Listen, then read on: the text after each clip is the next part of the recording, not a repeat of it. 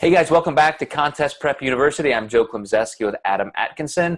We're going to move into part two of tanning. And back in the day, Adam, there were fewer options, but they still exist. Pro-Tan being one of them that I can remember using at my very first show when I was 20 years old.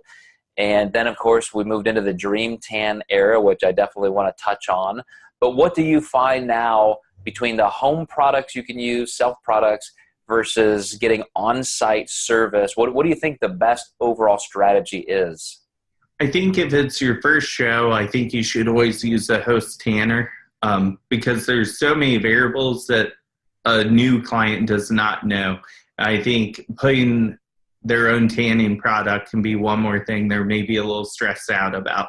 So I always recommend host tanning the first show, and then maybe doing a practice round of, trying some Dream Tan or some Pro Tan on yourself and see how you do, see how that result is.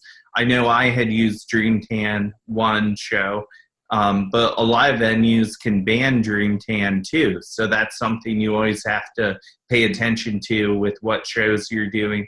I know the NPC tends to be a little harder on Dream Tan, where you go into the WNBF Worlds. Does anyone not wear Dream Tan at the Worlds? It's yeah.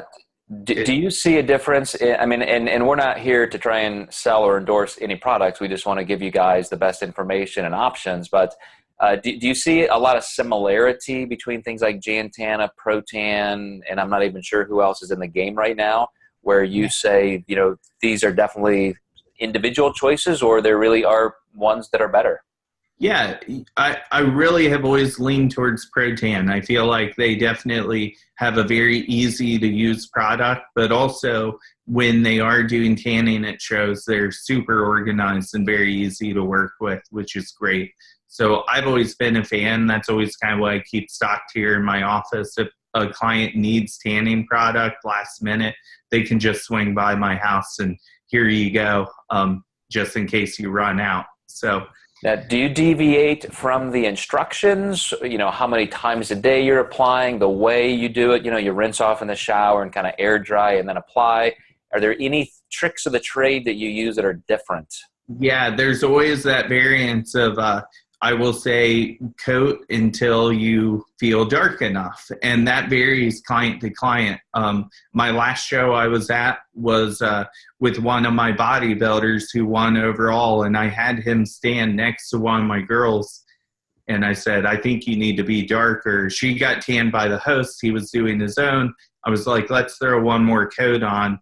And just by comparison, him standing next to somebody who got sprayed by the host tanner, which I knew most people would be that dark, I went ahead and had him do another layer. So that one extra coat was helpful in making him the right amount of darkness. I think it would have been just a touch too light. But there's definitely some variations between companies and how dark their product is. Most specifically, the Dream Tan and the Pro Tan are way different. Dream Tan has that shine or sheen to it. And the last one big thing people might not realize is you do not want to glaze Dream Tan.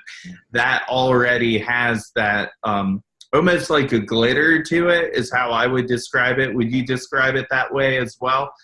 Yeah, and it was my default when it first came out because it was so helpful. And like you said, even when a lot of judges were saying, hey, we don't think it's the best, we think it's maybe discounts or diminishes some of your separation and just muscle striation.